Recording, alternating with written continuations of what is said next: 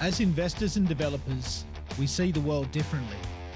This podcast uncovers the untold truths of what it really takes to become a multi-million dollar residential developer. I'm Nathan Battershall. Let's get to work.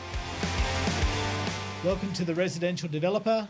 I'm the host of the podcast. My name's Nathan Battershall, and today we're very privileged to have Dean from Subdivision Certifiers on with us. Thanks for having me, Nathan. Good to have you on. Yes. Look, do you want to just tell us a little bit about yourself, just professionally, personally, and maybe tell us a little bit about who Subdivision Certifiers are and what you guys do? Yep. So I'm a civil engineer. I came up through local government, working for local government for about 15 years in all, a lot of facets for engineering, from design and then into development engineering, which we assess the applications and subdivision work certificates for roads, drainage, anything related to developments, and subdivision certificates. And then with Subdivision Certifiers, so it's a registered certified for subdivisions, and we do CDCs for subdivisions for dual occupancies and strata certificates. And we also do strata CDCs for DAs for medium to high density developments and their strata certificates. And we can also issue strata certificates where a DA application has strata subdivision included in it. In terms of Torrens title DAs, we get involved with subdivision work certificates. So if it's a two-lot battle axe handle, we usually do the engineering approval for the driveway, stormwater, and up to over 100 lot subdivisions where we approve the road drainage plans, detention basins, bulk earthworks. Yep. Yeah. Brilliant. And look, I think for a lot of our clients that listen to this episode, to these podcast episodes, they're very much either residential investors, developers, or mum and dad developers, or people passionate about doing projects. And so obviously this episode, I really want to hone in on doing subdivisions via the CDC pathway. Yep. So essentially, especially for dual occupancies, duplexes under the low-rise diversity code. And you want to tell us a little bit about that, just in terms of the company you're a part of, Subdivision Certifiers. So do you want to just walk us through a little bit about the low-rise diversity code and how that works with subdivision? Yep. So under the Low-Rise Housing Diversity Code, it has allowed registered subdivision certifiers to issue subdivision CDCs and Torrens title and strata certificates for dual occupancy and multi-dwelling housing terraces in certain zones. And what it kind of does, it bypasses council. So they'll get a building CDC for a duplex, and they'll come to us and get a subdivision CDC. And once the building's done, then we can endorse the subdivision certificate, and it gets lodged to LRS. Yeah, and it's a pretty streamlined process. There's a lot of it's like a checkbox type approval process. So it's just I guess it's really relying on the legislation. We have to comply with the legislation. So as long as everyone sort of supplies the right documentation, it is quite quick. It's a very quick process. Yeah. And I think that's probably what, in the past, a lot of investors or developers have been scared off by some of the delays that have happened, like due to dealing with councils, where that process can be quite lengthy. But I guess our experience has been that since the low-rise diversity code came about, it does seem like it's a lot more of a streamlined process, that you don't seem to have the delays that we've had in the past getting that subdivision. Have you found that? Yeah, most definitely. It's because, for the subdivision CDC, it really relies on the building CDC. Yeah. And once you get a building CDC, I think you're more than halfway there. Yeah. And to getting your subdivision. And for us, it's just legislative checks. Obviously, we check zoning requirements, lot size, width, and after that, it's pretty straightforward. Yeah. And I think, look, one common thing I hear, a lot of people just get confused on the timing of different things, because quite often, obviously, the beauty of a duplex and being able to subdivide on a duplex, often in most councils in New South Wales, you can essentially, develop a duplex, for example, or a dual occupancy on a block that often you can't subdivide it beforehand. Let's use, let's use Wollongong, for example. Like in Wollongong, the minimum lot size for a block in R2 zoning's 450. But under the LEP, you can do a dual occupancy on a 450 block, and then you can subdivide it after construction. Yes. I guess a lot of people get mixed up in that. Yeah, that's exactly right. So subdivision CDC needs a building CDC, and then once it's built, we can subdivide. And the controls are a lot different. So a lot of people get tied up with the minimum lot size that a council has in their LEP. Yeah. While for subdivision CDCs, we rely on what the SEP says, the SEP Exempt Complying Development Code. So for that one, it goes back to what the council LEP says for the minimum lot size for a dual occupancy. Yes. And if a council LEP doesn't specify the minimum lot size for a dual occupancy, then it relies on the SEP minimum lot size, which is 200 square meters Per side. Yeah, for Torrens title. Yes. And then 180 for strata. Yeah, and that's interesting, isn't it? Because I think it's a very important thing, even for planners or architects or really anyone in the industry. But I think it's important for the investor or the developer to really have their head around that, especially when they're identifying potential sites to be able to do a dual occupancy on or even a terrace on as well. Yeah, exactly. It's a huge difference because some minimum lot size, like you said, are 450, and then it ends up they can do a dual lock and subdivide with 200 square meter lots. Yeah. And look, I guess one common thing I find people are never fully sure when to actually begin the process of engaging a subdivision certifier, because obviously a lot of people know the process when it comes to the build side of a dual occupancy. Yep. But a lot of people get confused as to when is the right time to engage someone for the subdivision side of the certification. Like, have you got any thoughts around when is a good time to actually, because some people obviously want to try and begin to sell they might want to sell one of the products, or they might want to sell them both, or rent one out and sell one. So obviously timing can be an important factor. Obviously you can't finalise the subdivision until you've got the OC. That's correct. Yeah. But do you want to just give us a bit of insight and wisdom into when is a good time to begin that process? I think it's as early as you can. Just contact a registered subdivision certifier and even ask if it is permissible. There's certain ADPs which will permit, especially in Parramatta, they have a prohibition map. And so they can permit a dual occupancy, but they prohibit subdivision. Yes. So it's good to get engaged early on. Just ask a few questions, put a feelers out. We're always happy to answer questions. Is it currently permissible with the zoning, with the lot size? And we get a lot of inquiries and we send them out. But when you're getting engaged with a subdivision certifier, I would say when you're close to getting your building CDC approved, to definitely engage the subdivision certifier then and get the ball rolling on the approval process for the subdivision CDC, because the subdivision CDC, it protects you. It protects you. It's a planning approval and it lasts 5 years, and it protects you from any LEP changes to the zoning.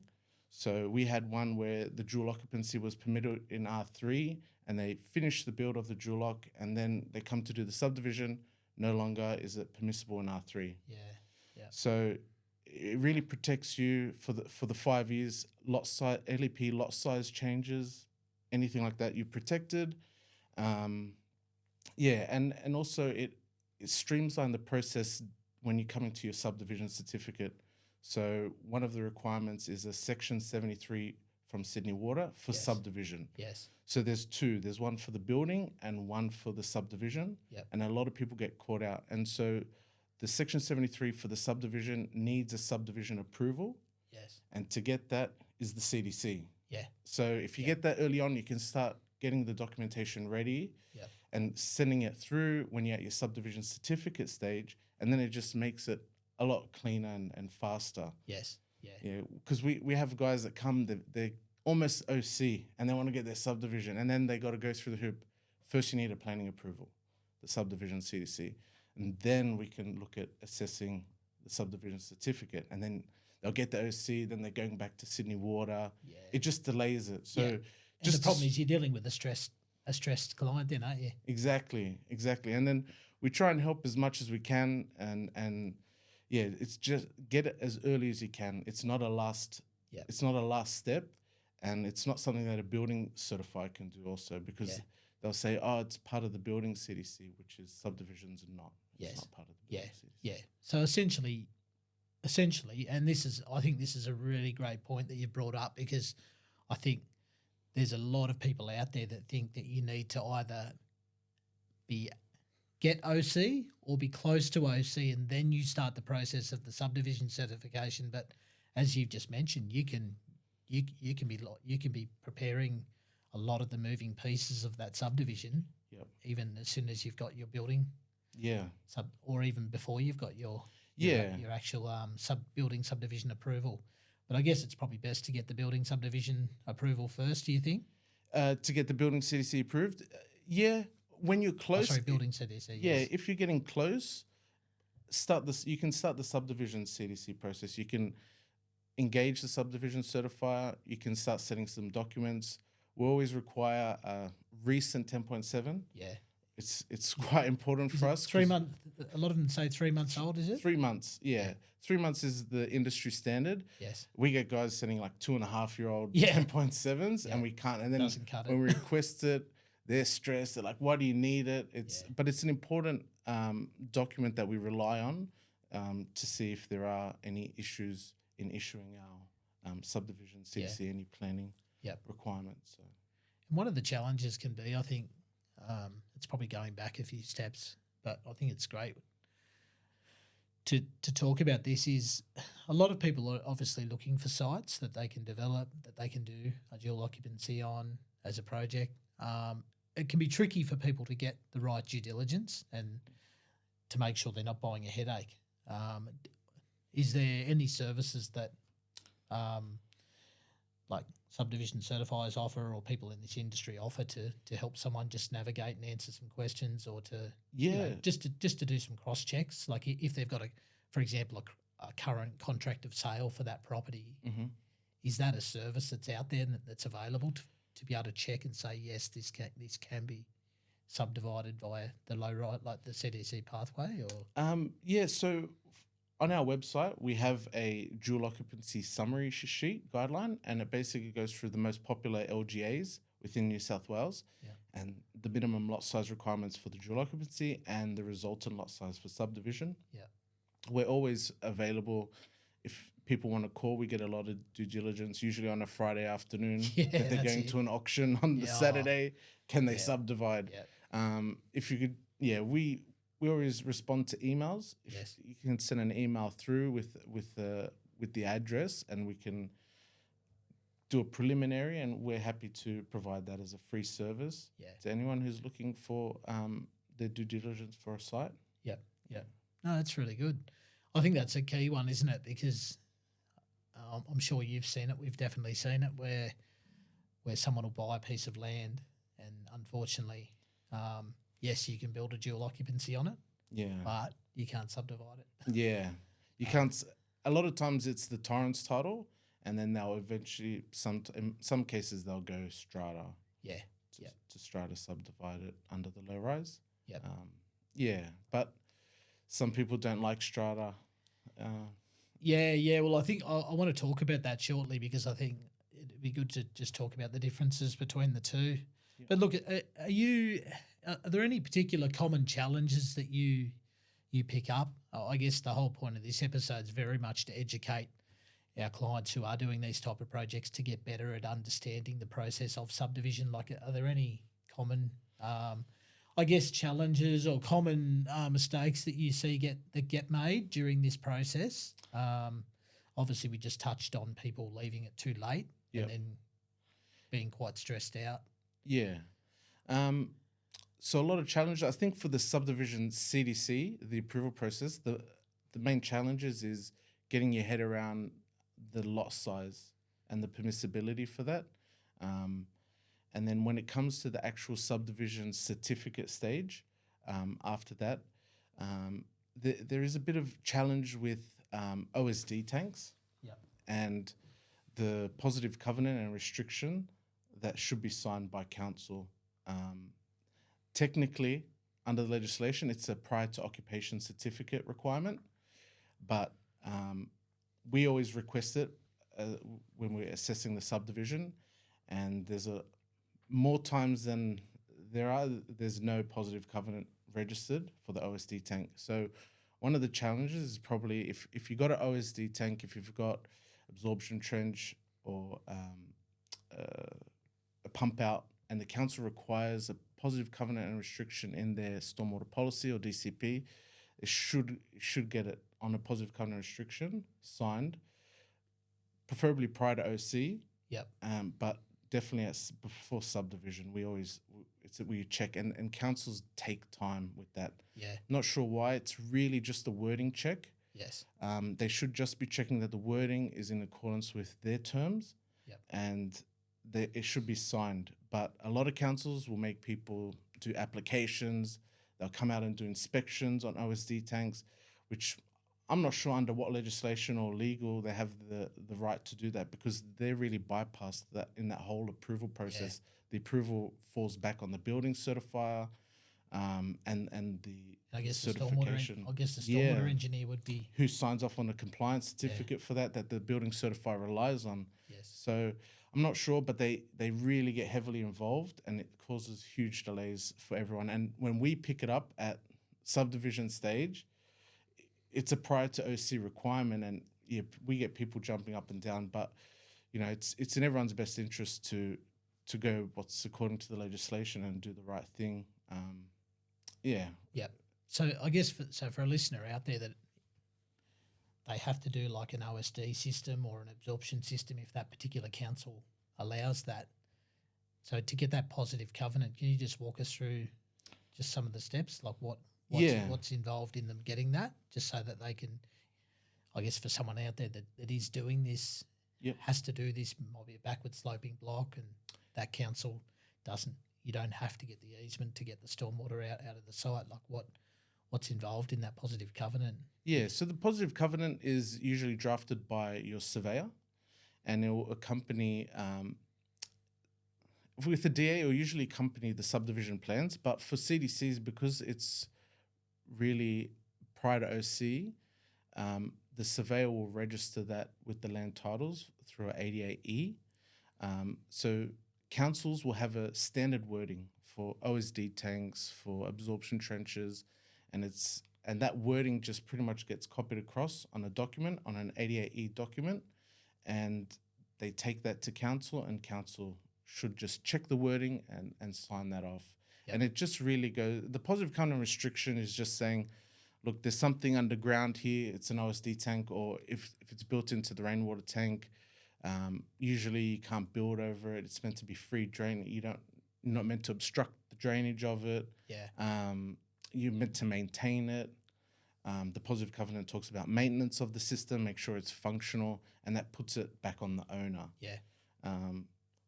Whether they get maintained or not, and it gives council the right to come in and inspect it, and then if it's dirty, they clean it out and they'll charge you for that service. So that's basically what the positive covenant is, and as good as it gets registered on title. So if somebody's going to buy that, they know that there's an OSD tank under the driveway, because a lot of times they don't know. Or above ground ones, they're built in with retaining walls, and people think their front gardens, and when it rains, it fills with water, and they see a metal plate with a small hole, and they're like, oh, if I just rip this plate off, the water goes. It doesn't get withheld, but that's the actual purpose of the OSD, on-site detention tank. That's great advice. That's really good.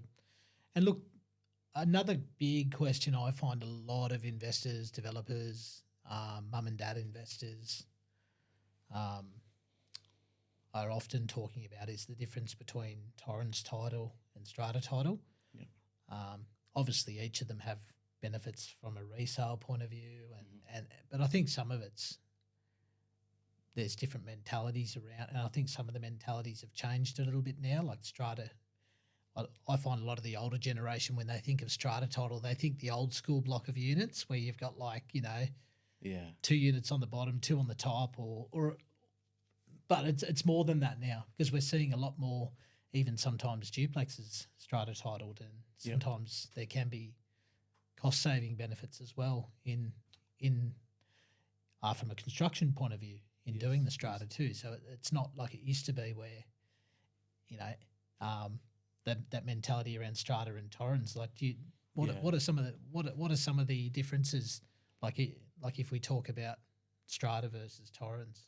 Yeah, so that's exactly right. So when you torrens title, you're dividing the actual block of land into smaller pieces of land, smaller lots, and anything on those lots, like a house, is owned, or somebody can own that, and it's theirs, and they can, as much as legally can, they can do whatever they want on that lot. And then the strata titling, you're really subdividing buildings and structures over one piece of land, one lot, in a 3-dimensional space. So if you think high rise, it's the floor, walls, and ceiling of apartment blocks going up.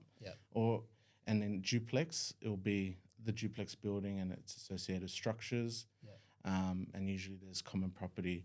In terms of duplexes, we see a lot of duplexes going strata, some without any common property.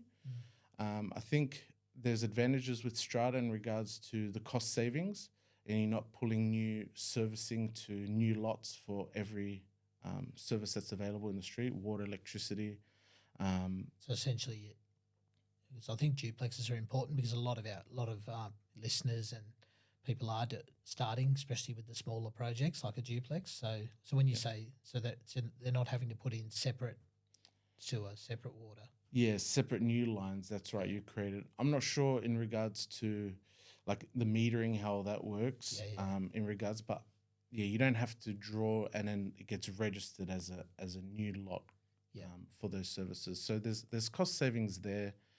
I guess probably there is also advantages.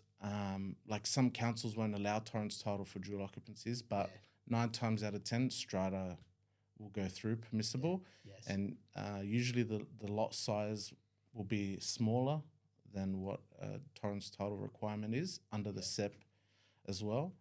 I think the main disadvantage is that the perception, there is an owner's corp that gets registered with the strata. There has to be a annual meeting, usually every year. There are bylaws that get registered with the strata, which it's important to read through them because they could include things regarding pets and smoking. So there is some things, but I guess at the end of the day, it's its own lot, and you can own that lot individually. And as long as you understand what the bylaws are that's registered to the strata, there shouldn't be too many issues. I guess it begs the question as well in regards to councils that do only permit strata in terms of like the amount of occupancies. So it's the same. So a dual occupancy, you're going to have, if it's torrens title with strata, I don't really see the difference. It's the same amount of, the buildings is the same, the amount of occupants will be the same. So I'm baffled as to why the councils won't permit a torrens over a strata. These products will be here for decades. They're not going to go anywhere. So you can always do a lot consolidation later on. It's just one of those things. It feels like it's And look, obviously you can see why townhouse developments or certain terrace, obviously you can torrens terraces as well if they meet that size. But a lot of people have always just basically said duplexes, torrens titles at the moment that you have to go strata. Some people do freak out, but I guess it's debunking that myth that you can still sell each title. Like you can still sell them separately. You might want to live in one and sell one, Yeah. or you might want to rent one out and then rent them both out, and in 12 months' time you might want to sell one. You've still got the ability to sell, don't you? Like you would a Torrens title. Exactly. It's its own strata title over that building, and they can individually be sold. They're not tied together. If there was a dual occupancy with no Torrens or strata, then it's really locked into the one building. It's technically one building on one lot. Yeah. And essentially, if it is a duplex, like a side-by-side duplex, essentially, like you don't really a lot of the duplexes, you don't even really have any shared spaces. Like often they'll still have their own driveways, or they'll have if it's a driveway down the middle, they might have a shared driveway crossover at the front, maybe. But essentially, there's nothing. It's not like the strata fees like in a unit development where you're chipping in all this money for certain elements, is it? Yeah, that's right. For a duplex under strata, if any, there's not much common property, and so the fees associated with the strata later on should be really quite low. Yeah. Compared to a townhouse or duplex, or townhouse or unit development. Yeah. And in terms of the strata, like, do you still have to have someone like a strata company involved? Yeah, to do the actual. Because I think the owners can do it. Yeah. I don't, as the body corporate, I'm not sure if you need to legally have a company involved. Yeah. But there are certain laws, like you need an AGM every year. And I've even heard some investors joke that literally all it is like a coffee over the fence. Yeah, exactly. Having a coffee each over the fence, and basically the once a year just agreement. Yeah, sign it off. Sign it off, and then you're done. Yeah, between two parties. A lot of people get that fear and that perception that it's got to be this, this formal meeting where you're sitting at a boardroom, you've got a solicitor there, and you've got all these bits and pieces. But it's sort of debunking some of those myths, isn't it? Yeah, that's right. Yeah. I don't think there's any formalities to it. I don't think you need to have legal representation or anything. It's just coffee over the fence will suffice, as long as you just go through whatever the requirements of that meeting is. Yep. And just tick those and go through them. Then there's no issues. Yeah, that can be pretty quick. Yep. And in terms of the approval process, strata versus Torrens, is there a bit more? Is there any difference from a planning perspective, like from your side of the fence, in terms of approving that subdivision, registering it, going through that whole process? Is there anything? Is it any different, the process, or is it quite similar? For the low rise, for duplexes is pretty much the same. They're pretty much the same standard for Torrens title and strata. I think where it gets different is where it's a DA and we're issuing a CDC for the strata, and then the strata certificate, it falls under, for the low rise, it's kind of under the SEP, and then when it comes to a DA, it falls under the Strata Development Act, and then so it's a bit less requirements. Yeah, and it's a little bit easier than the low rise, as long as you have your strata plan and that. Just in terms of utilities, I think the real main requirement is just the Section 73. Yep. While under the low rise for a duplex, you need to provide for all the services. Yes. Really. Yeah. That's it. That's great. And look, I think another important thing I'd love to just chat with you about and get some insight on is just walking through the timeline of a subdivision, just especially for people out there that are looking into this, because I think one of the challenges is that often a client, sometimes I've found, is left with having to organise this themselves, because one, their town planner or their architect or some designer who they've engaged at the start may no longer be involved in the process because it's been handed over to a builder. Yeah. And two, a lot of building companies don't like dealing with the subdivision side of it, or aren't equipped to do it. They don't know the process, so they just try and push it off to the client. So I think it's important for people to know who are doing these sort of projects and wanting to do these sort of projects, just the process, just so they feel confident. It's like anything when you're either doing something for the first time or you're not confident in the process of the steps to take. Like, I think it's the more we can educate people on the importance of the steps involved, I guess it makes everyone's life a lot smoother, from a builder to a planner to an architect to the subdivision certifier, and obviously for the client to get a great outcome. Can you just walk us through that process, I guess, from start to finish? Obviously, it's hard to talk costs because every surveyor charges a different amount, so we won't really go into costs. Maybe at some point I might do an episode where I can break down some average costs, but I think for this episode's sake, if we can just talk about the steps and even just some timelines of like how long things take, for example, like with how long does it take with LRS, how long does it take for certain elements, assuming it's got to go to the bank for a little bit too. And so if you can just walk us through from sort of the very first stage, where they'll come to the subdivision certifier and get them engaged. Yeah, so from the beginning, when you get the subdivision certifier engaged, you usually get a list for the CDC. So just remember that the subdivision, it's a two-step process. You need a subdivision CDC, which is the planning approval, and then after that is the subdivision or strata certificate, whichever way you're going. So when you come, you'll get a list of requirements for the subdivision CDC.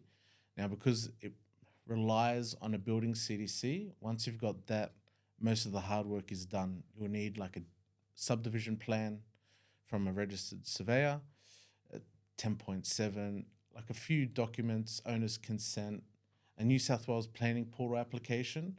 That's probably one that is time and time again, it stumps a lot of people. It's the New South Wales government, every application needs a portal lodgement, a portal application through the portal. So for a subdivision CDC, holistically, there'll be two portal applications. Yes. There'll be the subdivision CDC portal application, and then there'll be the subdivision certificate portal application. Yes. And the New South Wales planning portal is not fun for anyone. No. It's not fun for anyone. They've recently done some changes, especially for subdivision. So hopefully there's a bit of improvement there, because a lot of it was all asking for building documents, which aren't related to the subdivision. Yeah. But I guess the main takeaway is getting the portal application to the certifier. Yes. So getting through those steps and just getting it to the certifier is a huge win. Yes. And I think it's really important just getting it to them. And then once it's there, the certifier can, once the approvals are there, they'll upload the appropriate documentation on our end. And just jumping onto that before you go into the next stage, that's one thing I find a lot of people struggle with is dealing with the planning portal. Yeah. And look, I know a lot of investors and developers out there, like a lot of them are time poor. So the best thing to do, I find, is to ideally engage like an architect or a designer or a town planner or your builder if they're equipped, or have admin staff that are equipped to do it, who are using the planning portal day in, day out. Don't you think? Like, it just 100%. Saves headaches, because it does. It can be a nightmare using the planning portal if you're not experienced, if you're not doing it regularly. Yeah, that's right. If you're not using it regularly, it's especially for mums and dads who are doing a one-off, it can be a real breaker. It puts a lot of pressure on people. Yeah. As a certifier, we really can't get involved with that process. Yeah. So unfortunately, you can't do it for them. No, and we try to give them guides, and sometimes they get upset at our guides, and really it's a New South Wales planning. We have no, like, they can change it. They've changed the processes, and we really can't be updating and having a guide all the time for something we're really not involved with, unfortunately. Yeah. But that the planning portal is a huge hurdle. So hopefully it's getting a bit easier.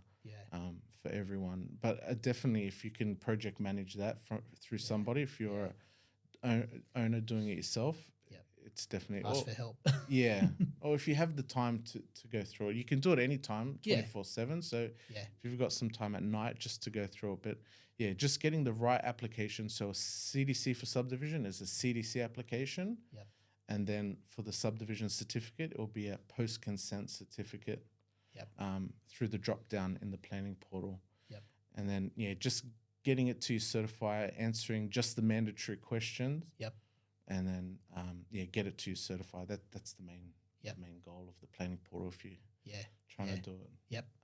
All right. So there's that stage. So what's the next step in the process? Yeah. So once you get that, you will get your subdivision CDC, the certificate and the stamp plans.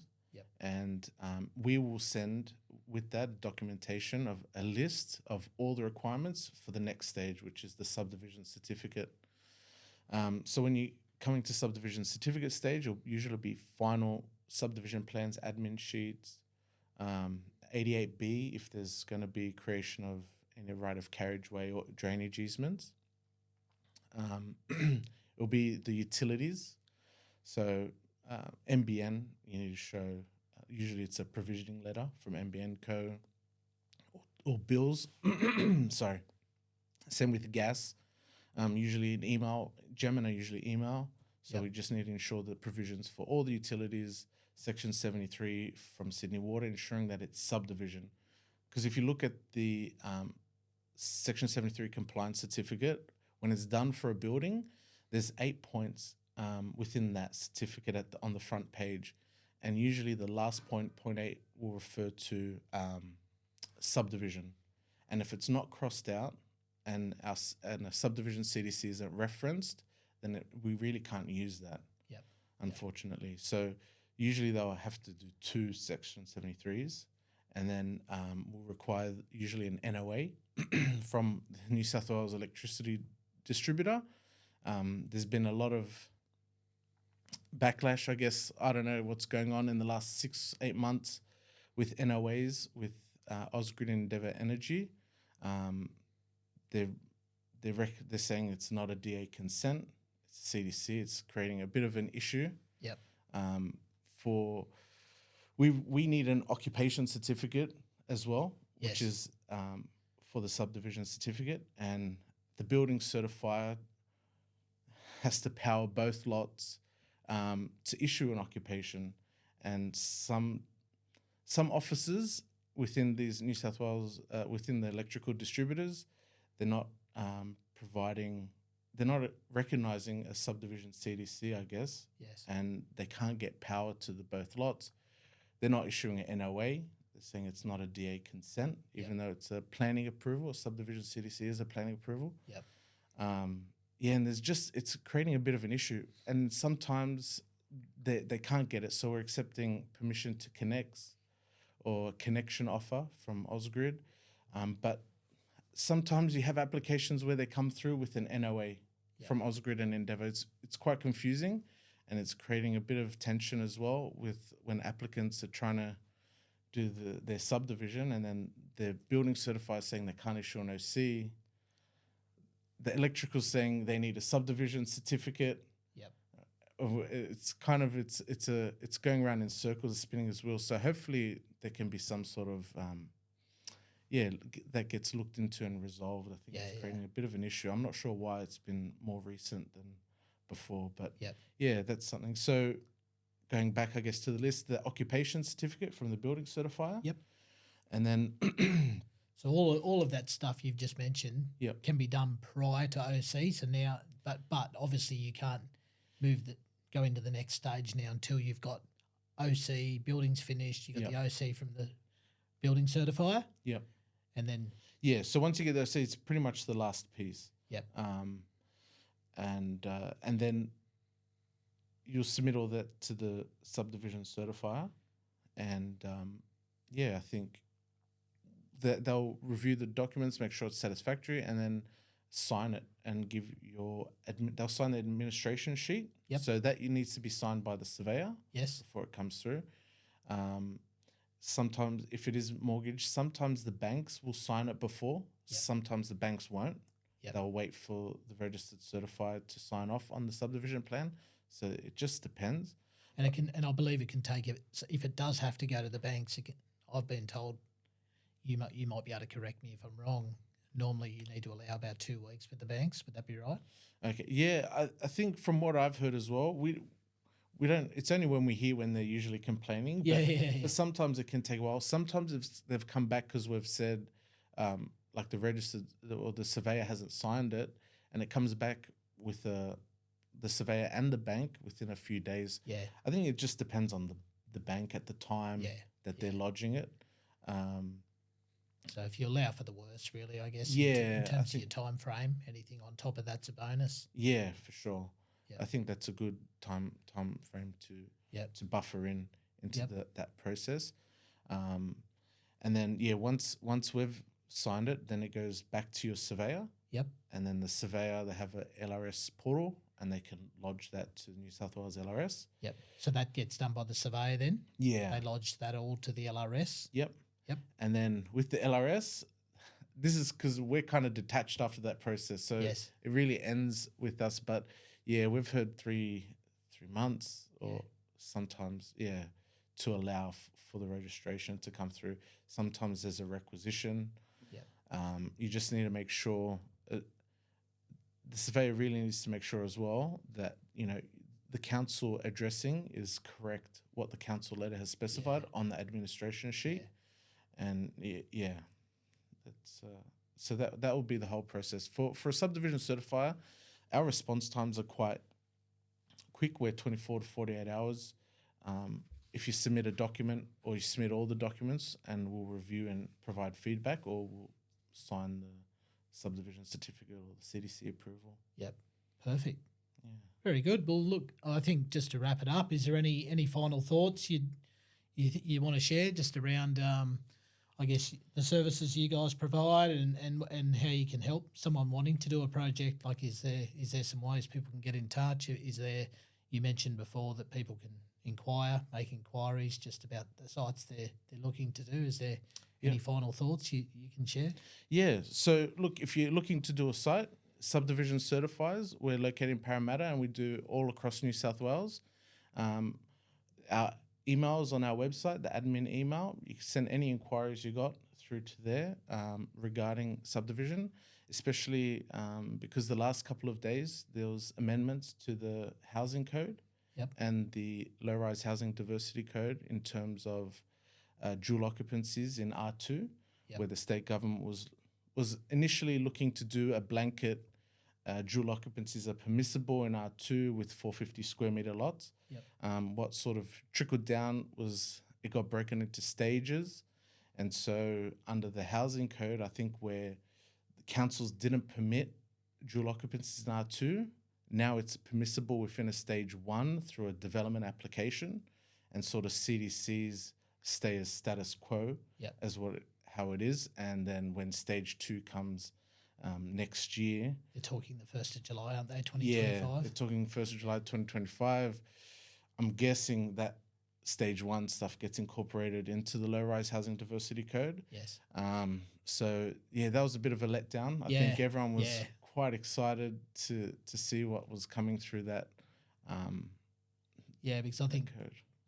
A lot of councils are struggling to cope with the amount of DAs they've currently got. I wonder, we're trying to speed up, supply more housing, but I just wonder if it looks like a lot of those are going to have to be DAs, obviously. So that's right. That's right. And I think that 450 square meter, that standard blanket lot size, not coming through is a bit of a letdown, because the way it reads, they were giving this. They broke it into stages to allow councils to maybe update LEPs in regards to lot sizes. So I think it's going to still fall, from what I'm seeing, it feels like it's still going to fall back to council's LEP on specifying lot size. And then it's just, there's no standard. Every council has a different requirement for dual lock and for subdivision. And it's a bit tricky navigating that. I'll watch this space, I guess. Yeah, should be good. Hopefully it might change down the line. We'll see. Well, it's been good to have you on, Dean. It's been a pleasure. So much insightful information. And look, for any developers and investors doing a project, whether it be a dual lock CDC, a duplex CDC, terraces, or anything subdivision-wise, we'll be putting the show notes for Dean and Subdivision Certifiers in all of our show notes. There'll be opportunity to connect with them. I encourage you to reach out. And look, if you've enjoyed this episode, please share with your friends, share it with other fellow investors and developers, and make sure you like and subscribe on our podcast channels. Thank you.